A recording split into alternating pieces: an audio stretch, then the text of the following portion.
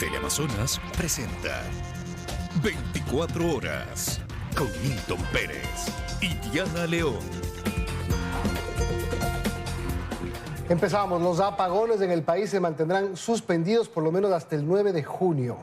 Mientras tanto, el gobierno anuncia el alquiler de una barcaza y la compra de otra como medida de prevención ante el estiaje que inicia en septiembre.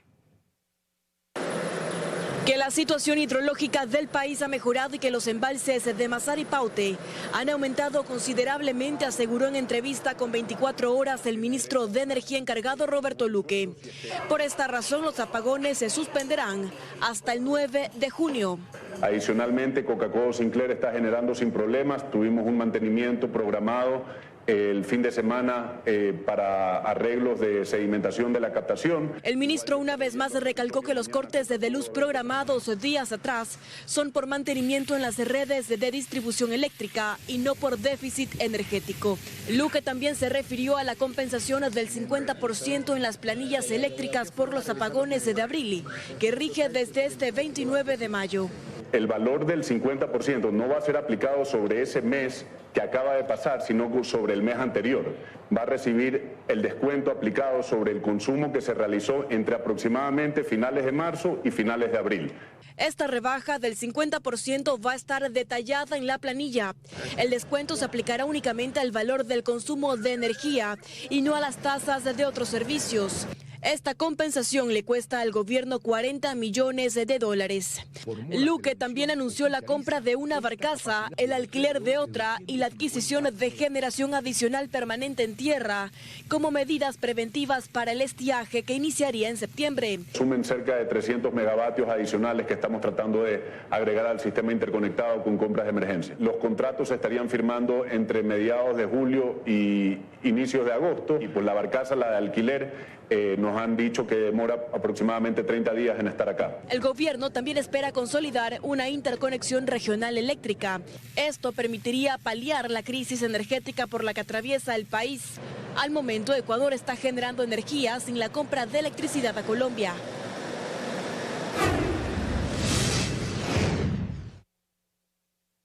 Suiza será el canal diplomático entre México y Ecuador. La canciller mexicana Alicia Bárcena aclaró que su nación no busca el diálogo con Ecuador y que únicamente recurren a un tercer estado para proteger sus bienes e intereses. Mientras tanto, Ecuador sigue abierto al diálogo, pero sin condicionamientos.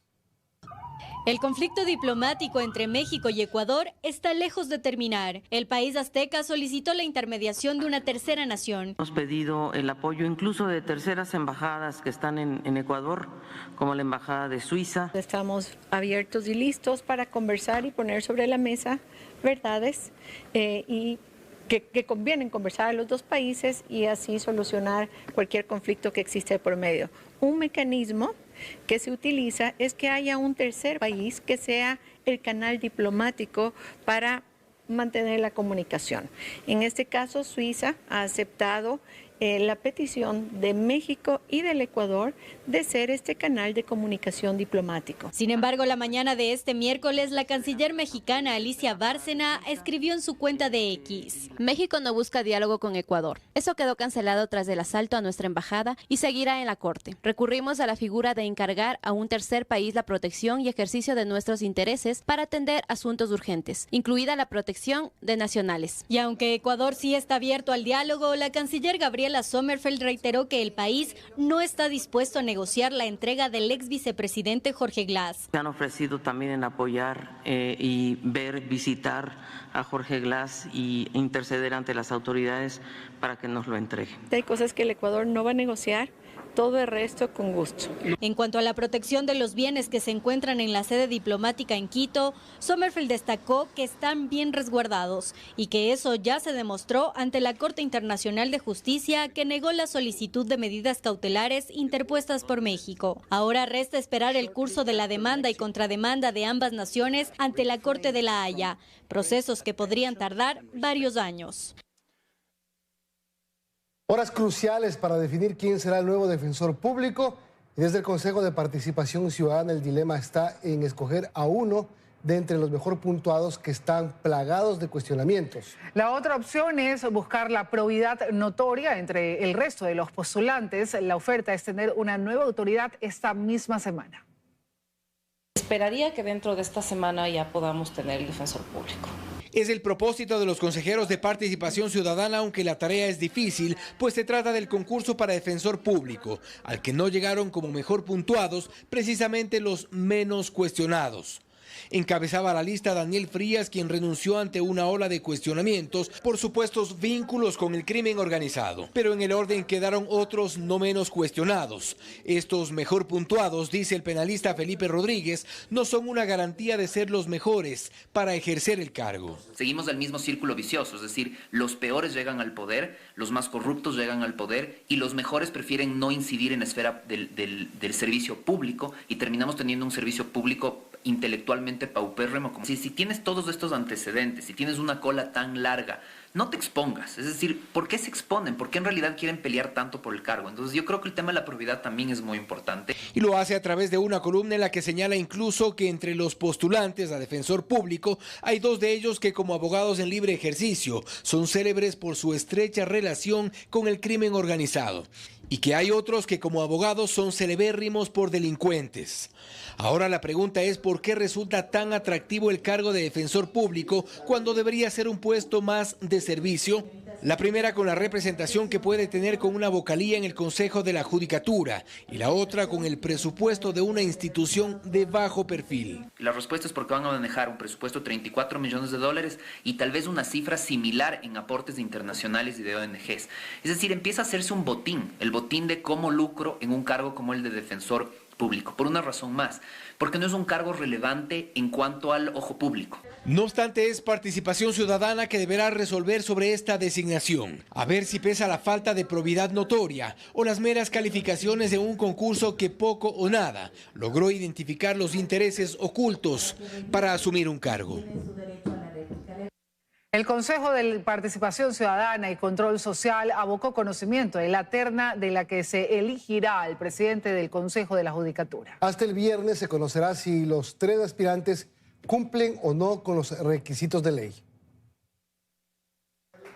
Con carpeta en mano fue como llegó el presidente del Consejo de Participación Ciudadana, Andrés Fantoni, a la sesión del Pleno de este miércoles. La documentación corresponde a los expedientes de los 3 postulantes al cargo de presidente del Consejo de la Judicatura, que llegaron tan solo unas horas atrás como un alcance a la terna enviada por la Corte Nacional de Justicia el pasado 23 de mayo. Faltaban los documentos habilitantes y soportes, no había venido, solo estaba la presentación de cada uno de los postulantes y ya tenemos la documentación en este momento completa. Para dar trámite a dicha documentación e iniciar con el proceso de selección que estiman dure un mes, de forma unánime el Pleno aprobó la creación de la comisión técnica encargada de revisar los requisitos e inhabilidades de cada postulante. Quienes estarán al frente de esta importante labor son Lisbeth Galarza, Diana Valareso, Angie Falconi, Jimmy Ruiz y Esteban Santos, a quienes se le remitió de forma inmediata la terna. Esta comisión es esencial para garantizar la transparencia, imparcialidad y eficiencia dentro del proceso de selección. El equipo técnico tiene 48 horas, máximo el día viernes tienen que hacernos a conocer al Pleno del Consejo de Participación Ciudadana para tomar una decisión sobre lo actuado. De acuerdo al artículo 12 del reglamento para la designación de los vocales del Consejo de la Judicatura, en caso de que alguno de los integrantes de la terna, es decir, Telmo Molina Cáceres, Dunia Martínez Molina o Hugo Landívar Orellana, no cumplan los requisitos o se encuentren incursos en cualquiera de las prohibiciones, el Pleno del Consejo deberá notificar en el plazo de 2 días a la Corte para que en otros 3 remita una nueva terna o la complete de ser necesario. Mientras tanto, el Pleno también aprobó la conformación de una mesa técnica que trabajará en una propuesta de reglamento para el proceso de selección del nuevo fiscal general del Estado, pues Diana Salazar estará en el cargo hasta abril del próximo año. Desde el Consejo de Participación aseguran que el tiempo restante será suficiente para la designación de esta autoridad.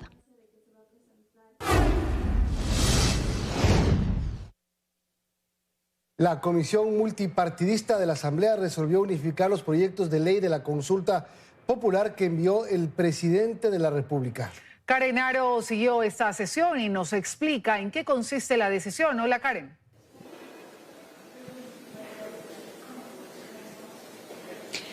Así es, ¿cómo están? Buenas noches. Finalmente este miércoles se reunió por primera vez la comisión multipartidista que creó la Asamblea Nacional para dar tratamiento a los proyectos de ley derivados de la consulta popular que ya envió el presidente Daniel Noboa.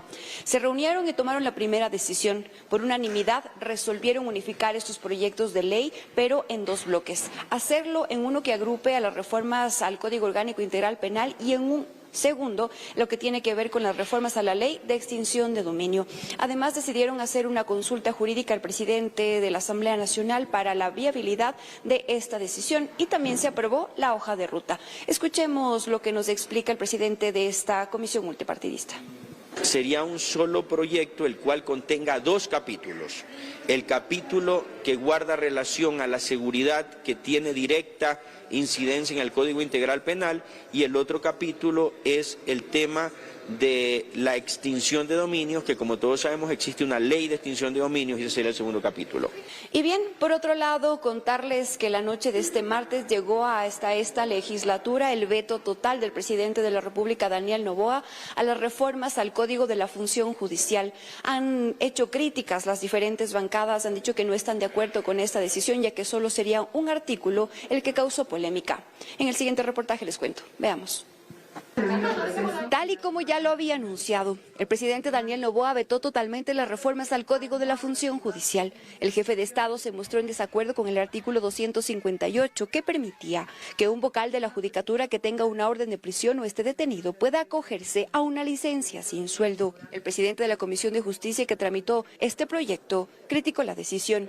Regulaba algunas cosas, ¿no? Entre esos el tema de la justicia especializada en temas de género, regulábamos mejor las competencias de la justicia indígena en concordancia con la Constitución y evitar cruces o conflictos con la función jurisdiccional. Entre esas cosas estaba precisamente el tema de la presunción de inocencia. El polémico artículo responde a un derecho que ya contempla la Ley del Servicio Público, aseguró la legisladora Lucía Pozo, proponente de dicho cambio. Dijo que si no estaban de acuerdo con aquello, podían vetarla, solo parcialmente. Aunque le quiten a ese artículo, resulta absurdo y triste para el país que pudiendo y teniendo la herramienta de un veto parcial, se vete totalmente una ley que les favorece a los niños, niñas, adolescentes, a las mujeres, a las víctimas de femicidio y a las víctimas de violencia y acoso sexual. El Partido Social Cristiano y Construye se sumaron al rechazo a la decisión del Ejecutivo. Dicen que negaron con esto la posibilidad de una justicia especializada para delitos de violencia sexual. El camino no es un veto total, porque la ley tiene temas buenos y sobre todo judicaturas, jueces y policía especializada para combatir delitos sexuales. Y creemos que el camino era el veto parcial. La legisladora oficialista María Fernanda Araujo defendió la decisión del presidente. Criticó el manejo que le dio la Comisión de Justicia a este tema, la que dice no se alineaba con la lucha en contra de la corrupción. No vamos a permitir que todos los actos de la justicia sigan inmersos en un tema de corrupción. Nosotros tenemos que ser éticos y transparentes. Desde el principio hemos dicho, y esta es una nueva metida de mano, que querían hacerlo la Revolución Ciudadana, el Partido Social Cristiano y los independientes. Tras el veto total a este proyecto de reformas, no podrá ser tratado en la Asamblea en un año. Y bien, para finalizar, nada más contarles que esta tarde el Pleno de la Asamblea Nacional, con 118 votos a favor, resolvió censurar al exministro del Interior, Juan Zapata. Fue llamado a este procesamiento por incumplimiento de funciones. Los legisladores argumentaron que del presupuesto que se asignó en esa cartera de Estado en el periodo anterior, solo se habría ejecutado cerca del 30%. Eso es cuanto yo les puedo comentar hasta el momento desde la Asamblea. Continúan ustedes. Que tengan una buena noche. Gracias, Karen, por la información. Buenas noches para ti. Y elevar a consulta de la Procuraduría el mecanismo de sucesión presidencial durante las elecciones de 2025 es una de las vías del presidente Daniel Noboa. Constitucionalistas afirman que los tiempos y las reformas hechas en 2020 al Código de la Democracia no favorecen las intenciones del presidente. Estamos completando un periodo. Consultaremos a la Corte, consultaremos a Procuraduría cuál será el tiempo que se tiene que pedir licencia. Declaraciones dadas el pasado viernes 17 de mayo a la agencia EFE, donde el presidente Daniel Noboa se ratifica en su postura de buscar vías legales para su licencia presidencial una vez que comience a correr el calendario electoral. Y aquí la primera puntualización por parte del experto en Derecho Constitucional André Benavides. Hay algunos que dicen, bueno, apliquemos una sentencia del 2010 de la Corte Constitucional. Sí, pero la ratio decidendi, el objeto de ese dictamen de la Corte fue establecer si es que esos años en los cuales alguien completa el periodo son reputables para reelección, y la Corte te dijo que no. Pero otra cosa totalmente distinta sustenta es el artículo 93, reformado en el 2020. Que tiene que ver con la imposibilidad de que el candidato presidente pueda abusar del aparataje estatal para llevar a cabo una campaña. Y esto tiene un nombre y apellido, que justamente era la práctica que hacía en su momento Rafael Correa. Otra de las opciones para el presidente Daniel Noboa, señala la constitucionalista Lorena Barrezueta, es la aplicación de los artículos 149 y 150 de la Constitución. En el caso de que haya ausencia definitiva de la vicepresidenta, el presidente es quien elige a cualquier ministro de Estado para que ocupe ese cargo. No obstante, para este punto el proceso tampoco es tan simple. Cualquier tipo de proceso que implique la remoción de una autoridad de elección popular no es por su naturaleza una cuestión sencilla de cumplir ciertos requisitos. Ambos constitucionalistas advierten que la inhabilitación de la vicepresidenta Verónica Abad, ya sea por el Tribunal Contencioso Electoral o por juicio político, tendrá que pasar a la Asamblea Nacional y aquí cumplir los tiempos cronológicos. Seguimos este miércoles. El Servicio de Rentas Internas anunció las nuevas tarifas del impuesto a los consumos especiales que se aplican en productos como cigarrillos, armas de fuego, aviones y yates. La institución confirmó que se dejó sin efecto el decreto ejecutivo 645 emitido por Guillermo Lasso en 2023 para reducir las tarifas del ICE. Los impuestos de estos productos cambiaron de la siguiente manera: del 50 a 150% tabacos y sustancias con nicotina, del 30 al 300% armas de fuego, deportivas y municiones, y del 10% al 15% aviones, avionetas y helicópteros, excepto aquellas destinadas al transporte comercial de pasajeros, carga y servicios, motos acuáticas, tricares, cuadrones, yates y barcos de recreo. Más de 105,000 plazas de empleo joven se han creado hasta abril de este año. Esto anunció este miércoles el Ministerio de Trabajo. Guayas y Pichincha son las provincias en las que más contratos se registran. Fue en una rueda de prensa en que la ministra de Trabajo, Ivonne Núñez, presentó este miércoles los datos del empleo joven en Ecuador, los mismos que el 24 de mayo pasado el presidente dio en su informe a la Nación. Así, según la entidad, desde diciembre en que se emitió la Ley de Generación de Empleo hasta abril de este año, se han generado 105.050 contratos para jóvenes entre los 18 y 29 años. A nivel porcentual, 32,33% pertenecen a género femenino, el 67.67% pertenece a género masculino.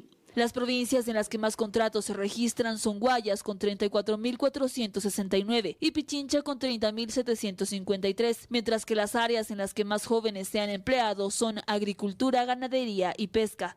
La principal empresa que en el Ecuador ha contratado a jóvenes se llama Operador y Procesadora de Productos Marinos o Marsa Sociedad Anónima. 1.990 jóvenes. Santa Priscila, 1.547 jóvenes. Sin embargo, actualmente no todos seguirían en funciones, pues según Núñez se ha observado un descenso que va entre el 10 y el 15%, aunque el balance real se presentaría en los próximos meses. Junio, sí podemos nosotros ver de esos 105.000 cuántos descendieron y qué aumento hubo. Y ante el cuestionamiento de que lo presentado por el ministerio no concuerda con lo presentado en el IES, en donde incluso se habla de menos 14.000 afiliaciones de jóvenes, la ministra dio una explicación.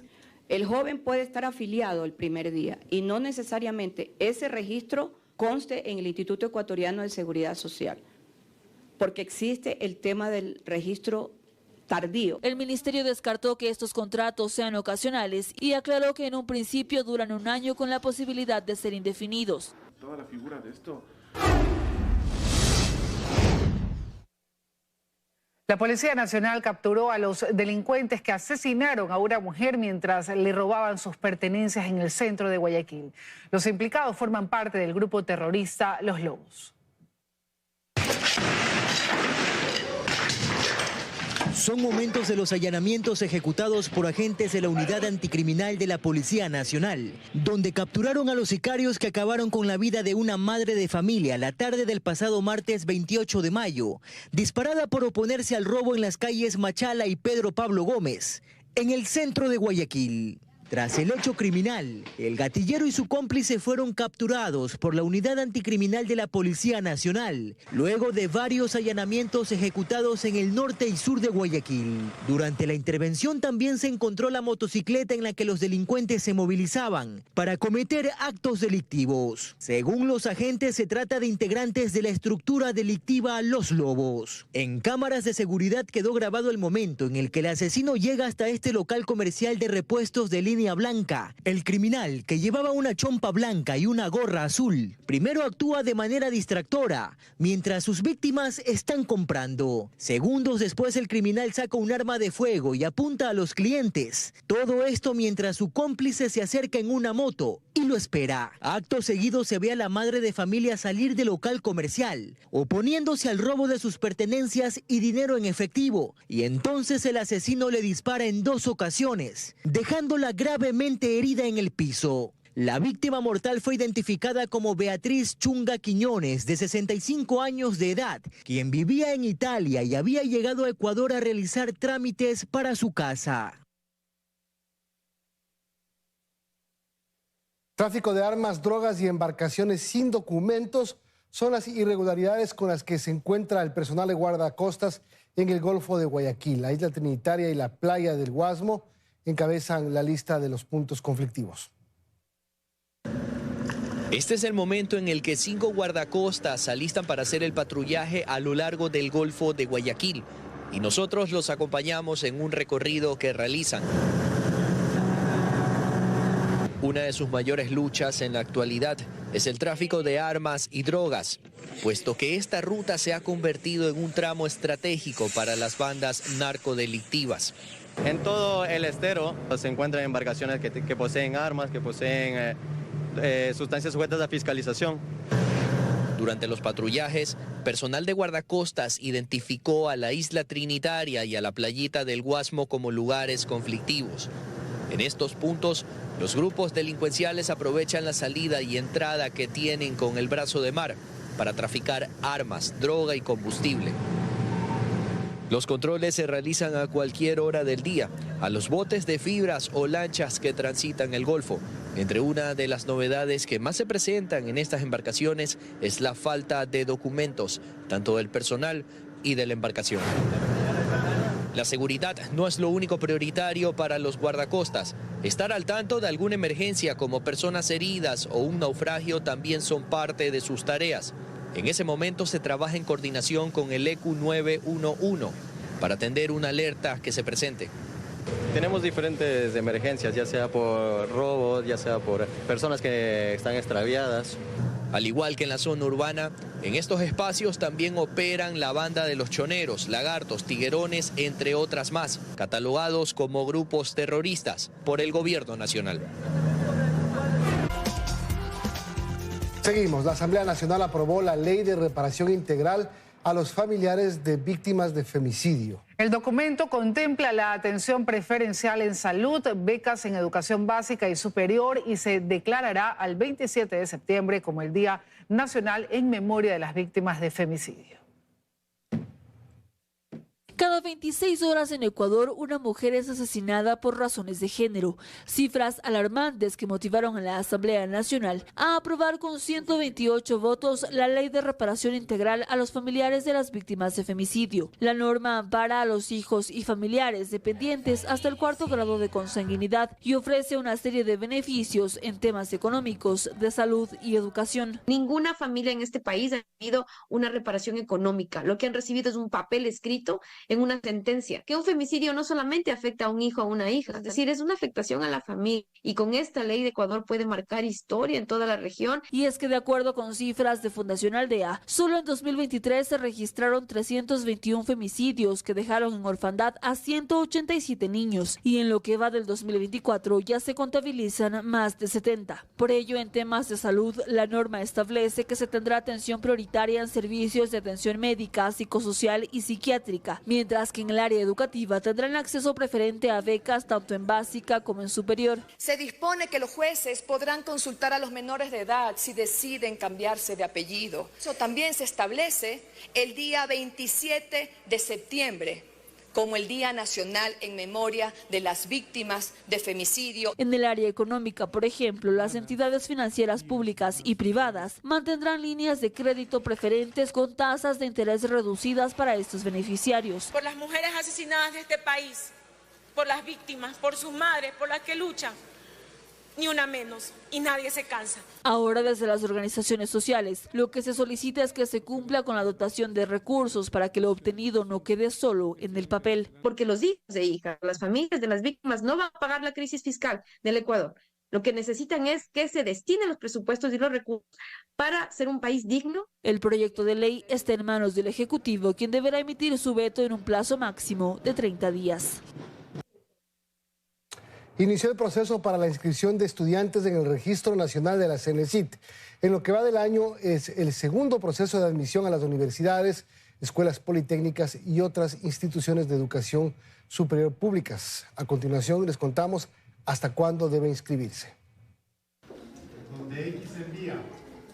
Oficialmente inició el segundo proceso de admisión a las universidades públicas del país, proceso que está direccionado principalmente a los recién graduados en el Siglo Costa y a los actuales estudiantes de tercero de bachillerato en la Sierra y Amazonía. Para poder ser parte de ello, debe tomar en cuenta que el primer paso a seguir es el Registro Único Nacional en la plataforma www.registrounicoedusub.gov.es. Posterior deberá dar clic en el botón de Registro Nacional y ahí tiene que crear una cuenta o iniciar sesión con sus credenciales anteriores de Transformar. Si eso no funciona, deberá crear una nueva cuenta. Ya con todo ello, lo que sigue es completar el formulario de Registro Nacional con todos los datos requeridos. Ya posterior completado este registro de la CENESID, lo que sigue son estos 5 pasos: la inscripción en las universidades o plataformas correspondientes, la prueba de admisión según cada institución.